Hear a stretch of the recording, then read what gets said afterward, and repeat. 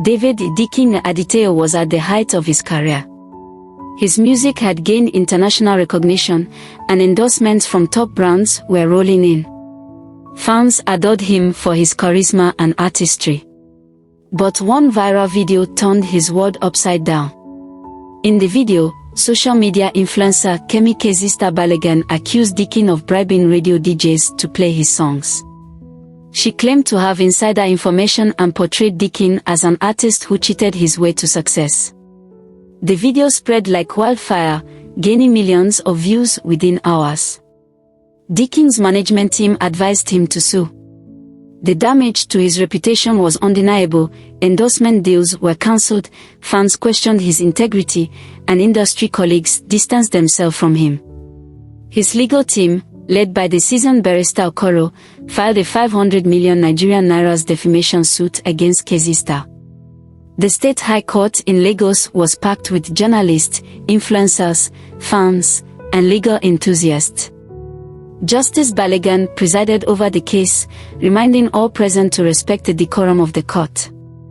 Barrister Okoro began with his opening statement, "My lord, this case is not just about the plaintiff's reputation, it is about the responsibility that comes with the power of social media." The defendant, without evidence, made reckless statements that caused irreparable harm to my client. "We intend to prove that her actions were malicious and damaging," Kezista's lawyer, Barrister Adibeo, countered. "My lord, my client relied on information she believed to be credible. Her statements were not made out of malice but from a place of concern for transparency in the industry. We will show that she acted within her rights to free speech." Justice Balogun nodded and directed Mr. Okoro to call his first witness. First witness, Mr. Ton Odebanjo, radio DJ. The first witness was a well-known radio DJ. After being sworn in, he took the witness stand. "Barrister Okoro, state your full name and occupation." "Odebanjo, my name is Ton Odebanjo. I am a radio DJ and the head of programming at Cloud Radio, Lagos." "Mr. Okoro, Mr. Odebanjo, have you ever received money, gifts, or any incentives from Dikin or his representatives to play his music?" Odebanjo, "No, sir. I play Dikin's songs because they resonate with our audience. He is one of the most requested artists on our station." Mr. Okoro, what was your reaction when you saw the defendant's video? Odebanjo, I was shocked and appalled. Her claims were completely false and could ruin the credibility of the industry. During cross-examination, Barrister Adibeo rose from her seat. "Ms. Adibeo, Mr. Odebanjo, is it not common in your industry for artists to offer tokens of appreciation to DJs?" "Odebanjo, it happens, but I do not accept such practices. My playlists are based purely on merit." "Ms. Adibeo, can you categorically say that no one on your team has ever received anything from Dikin's team?" "Odebanjo, to the best of my knowledge, no one has. We have strict policies against it." Second witness, Mr. Michael Okeke, industry analyst. The second witness was a respected music industry analyst. "Mr. Okoro, state your name and your professional background for the court." "Okeke, my name is Michael Okeke. I am an independent music analyst and consultant with 15 years of experience in the Nigerian music industry." "Mr. Okoro, Mr. Okeke, in your professional opinion, what has contributed to Dikin's success?" "Okeke, Dikin's success is largely due to his unique sound, consistency, and the connection he has with his fans. He is one of the most talented artists in the industry." "Mr. Okoro, have you seen any evidence to suggest that Dikin used bribery to gain airplay or popularity?" "Okeke, no, sir. His growth has been organic and based on merit." During cross-examination, Barrister Adibeo approached the witness stand. "Ms. Adibeo, Mr. Okeke, are you suggesting that there is no manipulation or unethical practice in the Nigerian music industry?" "Okeke, manipulation exists, but I have seen no evidence linking Dikin to such practices. Ms. Adebayo, could members of his team have acted without his knowledge? Okay, that is possible in theory, but there is no evidence to support such a claim in this case. Third witness, Dikin himself. When Dikin was called to testify, the courtroom fell silent. Mr. Okoro, Mr. Aditeo, you are under oath. Please tell the court how the defendant's statements have affected you. Dikin, my lord, it has been devastating. My endorsements have been cancelled, my fans have turned against me, and I face public ridicule. My entire career has been built on integrity, and these allegations have destroyed my trust with the public. Mr. Okoro, have you, at any time, instructed your team to offer bribes to DJs or influencers? Dikin, no, sir. I have never engaged in such practices. During cross-examination, Barrister Adebayo questioned him.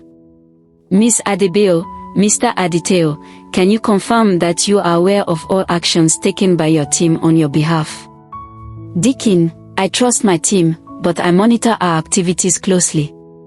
They know my values and would not act against them. Ms. Adebayo, isn't it possible that payments were made without your knowledge? Dikin, no, ma'am. My team operates transparently, and I would have known if anything improper occurred. Mr. Okoro. My lord, this is the case of the plaintiff, we hereby close our case. When it was time for the defendant, Kemi Kezista Balogun, to take the witness stand, the courtroom grew tense. Ms. Adebayo. State your full name and occupation. Kezista, my name is Kemi Kezista Balogun. I am a social media influencer and content creator. Barrister Adebayo. Ms. Balogun, can you explain to this court why you made the video about the plaintiff, David Aditeo, also known as Dikin? Kezista, I received information from a source within the industry who claimed that Dikin's team bribed radio DJs to play his songs. I felt it was important to expose practices that could harm transparency in the music business. Barrister Adebayo. Did you have any personal grievances against the plaintiff before making the video? Kezista, no, ma'am. I had no personal issues with him. I intended to shed light on what I believed was an unethical practice. Barrister Adebayo. Did you verify this information before posting the video? Kezista, I relied on my source, who I trusted, but I did not independently verify every detail before posting. Ms. Adebayo, that's all for the witness. Barrister Okoro rose for the cross-examination, his tone calm but firm. Barrister Okoro. Ms. Balogun, you claim to have received this information from an industry source. Can you provide the name of this source to the court? Kezista, no, sir. I promise to protect their identity. Barrister Okoro, so, you based your accusations on anonymous information without conducting your investigation. Is that correct? Kezista, yes, but I trusted the source. Barrister Okoro. Ms. Balogun, do you understand the impact your words have, given your large online following? Kezista, yes, I do. Barrister Okoro. Then, do you agree that posting unverified allegations could harm someone's reputation? Kezista, in hindsight, I understand that now. Barrister Okoro. Finally, Ms. Balogun, do you have any evidence, messages, emails, receipts, that directly tie Dikin or his team to bribery? Kezista, no, sir. I only had the word of my source. After days of arguments, testimony and counsels have addressed the court, Justice Balogun delivered his judgment. The defendant's statements were defamatory and lacked evidence. Her reckless use of social media caused significant harm to the plaintiff's reputation. The court awards damages of 200 million Nigerian nairas to the plaintiff and orders the defendant to issue a public retraction within 7 days. The courtroom buzzed as journalists rushed to report the news. For Dikin, the ruling was a victory for truth and integrity. Casey Star left the courtroom visibly shaken, her career hanging by a thread. The case became a landmark example of the balance between free speech and accountability in the digital age. From this story, the Nigerian public must take note of these points. 1. Defamation defined. False statements that harm another's reputation are actionable under Nigerian law, especially when made without evidence. 2. Limits of free speech. While free speech is a constitutional right, it must not infringe on another person's reputation or spread unverified information. 3. Burden of proof. The person making allegations, defendant, must provide credible evidence to support their claims or face legal consequences. 4. Social media accountability. Social media platforms are not exempt from the law. Reckless posts can result in lawsuits and damages. 5. Compensation for harm. Victims of defamation can claim monetary damages for losses, including financial setbacks and emotional distress. 6. Public retraction orders. Courts may require public apologies or retractions to restore the plaintiff's reputation. 7. Judicial precedent. The case sets an example for balancing free speech with accountability, especially on digital platforms.